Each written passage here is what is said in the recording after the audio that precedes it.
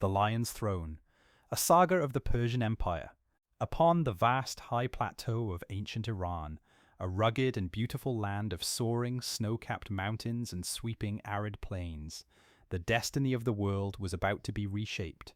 For centuries, this region had been a crossroads of cultures, a land inhabited by ancient peoples like the Elamites, and, more recently, a destination for waves of nomadic Indo-European migrants. Among these were two closely related tribes who arrived around 1000 BC, the Medes and the Persians. They were horsemen and pastoralists, hardy people shaped by the demanding landscape, organized into clans and owing allegiance to local chieftains. For a long time, they were minor players on the world stage, living in the shadow of the great, brutal empires to their west, Assyria and Babylonia. By the 7th century BC, the Medes had managed to unite their tribes into a powerful kingdom, establishing their capital at Ecbatana, modern-day Hamadan, a city nestled in the foothills of the Zagros Mountains. Under their king Cyaxares, the Medes allied with the Babylonians to achieve the unthinkable. They attacked and utterly destroyed the seemingly invincible Assyrian Empire, sacking its great capital of Nineveh in 612 BC. In the aftermath, the Medes carved out a vast empire for themselves, stretching from central Anatolia to the eastern edges of the Iranian plateau. Their southern neighbors and vassals, the Persians, remained a collection of semi-nomadic tribes centered in the land of Parsa, or Persis, a region in what is now southwestern Iran. The Persian tribes were led by a line of kings from the Achaemenid clan, named for a legendary ancestor, Achaemenes. These were not mighty rulers, but local dynasts who paid tribute to their Median overlords. It was into this world of vassalage that a child was born around 600 BC who would not only break these bonds, but would redraw the map of the known world. His name was Cyrus.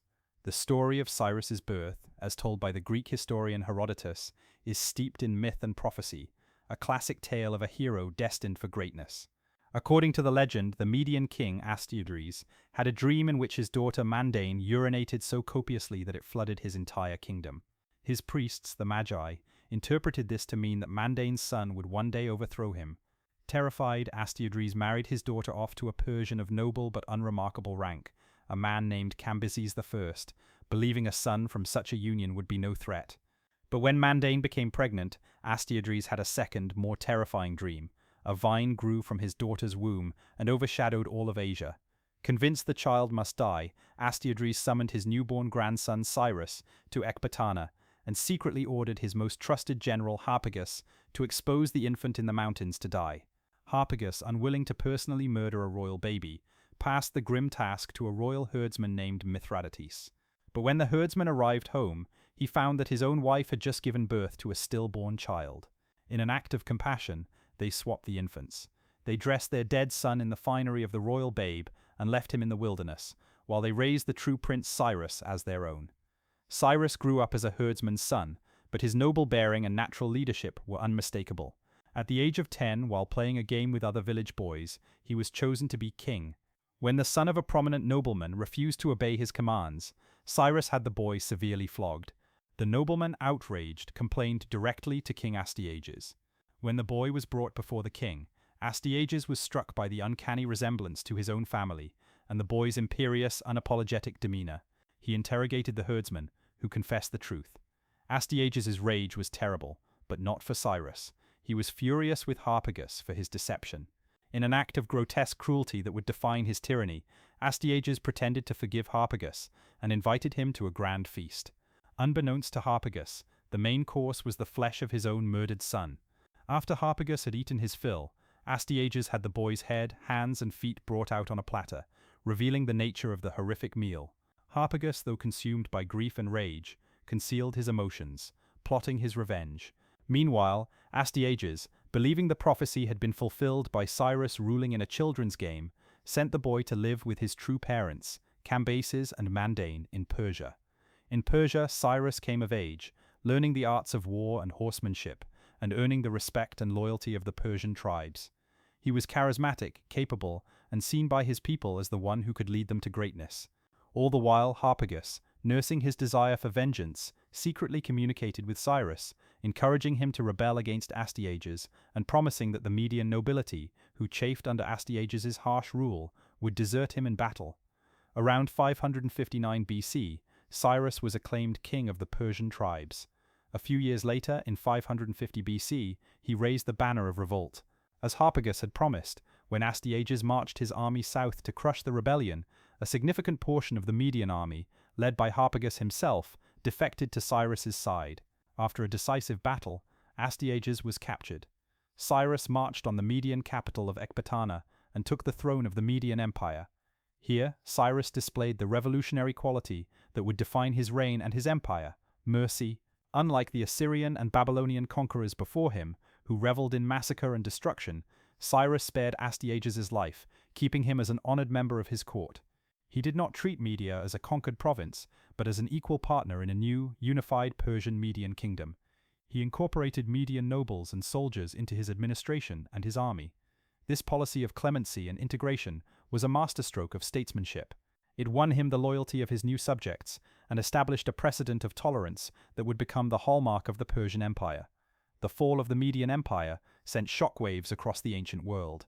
Three great powers remained: the Neo-Babylonian Empire, the Kingdom of Egypt, and, most immediately threatened, the Kingdom of Lydia in western Anatolia. Lydia was a land of fabulous wealth, ruled by King Croesus, a man whose name would become synonymous with riches. Croesus, unnerved by the meteoric rise of this new Persian power, sought guidance from the famed Oracle of Delphi.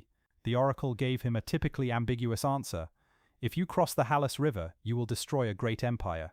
Interpreting this as a guarantee of victory, Croesus crossed the Halys River, the border between his kingdom and the new Persian domain, and attacked. The initial battle was a stalemate. Believing the campaign season was over due to the onset of winter, Croesus withdrew to his heavily fortified capital of Sardis and disbanded his mercenary army, planning to reassemble it in the spring. This was a fatal miscalculation. Cyrus, demonstrating his trademark speed and audacity, did the unexpected. He marched his army through the harsh Anatolian winter and appeared before the walls of Sardis. Croesus was taken completely by surprise. After a brief siege and a final battle before the city walls, where Cyrus cleverly used his camels to spook the Lydian cavalry horses, Sardis fell in 546 BC. The great empire Croesus destroyed, as the oracle had cryptically foretold, was his own. Once again, Cyrus showed mercy. He spared Croesus's life, and the defeated king became a trusted advisor at the Persian court, his wisdom a valuable asset to the conqueror. With the fall of Lydia, the Greek city-states along the Ionian coast, who had been subjects of Croesus, now came under Persian rule. This was the first major contact between the Persian and Greek worlds, a fateful encounter that would set the stage for one of the most famous conflicts in history, a generation later. With the West secured, Cyrus turned his attention eastward, campaigning for several years in the vast, unknown territories of Central Asia. He pushed the boundaries of his empire to the Xerxes River, Syodaria, founding new cities and subjugating the fierce Scythian and Saga tribes, nomadic horsemen who roamed the steppes. These campaigns were crucial for securing the empire's northeastern frontier and bringing the vital trade routes of the future Silk Road under Persian control. By 540 BC, only one great power remained in Mesopotamia, the Neo-Babylonian Empire. It was ruled by Nabonidus, an unpopular king who had neglected the traditional worship of Babylon's chief god, Marduk, in favor of the moon god Sin. This had alienated the powerful and influential priesthood of Marduk. As Cyrus marched his army towards the jewel of Mesopotamia, the greatest city in the world, he launched a brilliant propaganda campaign. He presented himself not as a foreign conqueror, but as a liberator, the chosen one of Marduk, come to restore traditional worship and free the people of Babylonia from the impious rule of Nabonidus. The campaign was astonishingly swift. After a single battle at Opis on the Tigris River, Babylonian resistance crumbled. In October of 539 BC, the Persian army, led by General Gobryas, entered the city of Babylon without a fight. The gates were thrown open by the city's inhabitants, who welcomed the Persians with cheers and celebration. A few days later, Cyrus himself made his triumphal entry. His first acts as the new ruler of Babylon were revolutionary. He forbade his soldiers from looting or terrorizing the city. He paid homage to Marduk in his great temple, solidifying his role as the legitimate successor to the Babylonian kings. Most famously, he issued a proclamation, now preserved on a clay cylinder known as the Cyrus cylinder, which has been hailed as the world's first charter of human rights. On the cylinder, Cyrus details the neglect of Nabonidus, his own peaceful takeover, and his policies for the new province. He declared that he would respect the customs and religions of all the peoples within his empire. He allowed deported peoples to return to their homelands and decreed that their ravaged temples should be rebuilt. For one group, this policy was a world-changing miracle. The Jews of Judea, who had been forcibly deported to Babylon by Nebuchadnezzar II decades earlier in the Babylonian captivity, were now free. As recorded in the Bible, Cyrus issued a decree allowing them to return to Jerusalem and to rebuild their sacred temple, even providing them with funds from the royal treasury. For this act, Cyrus is revered in the Hebrew Bible, where he is called the Anointed One, the Messiah, by the prophet Isaiah, the only non-Jew to receive this title. It was an unprecedented act of religious tolerance that secured for Persia the loyalty of a key province and demonstrated a new, more humane model of imperial rule. In just over a decade, Cyrus the Great had transformed a small vassal kingdom into the largest empire the world had ever seen. From the Aegean Sea to the Indus Valley, dozens of peoples with different languages, cultures, and religions were united under a single tolerant rule. He was a military genius, a master of propaganda, and a statesman of unparalleled vision. His final campaign was against the Massagetæ, a fierce nomadic tribe in Central Asia.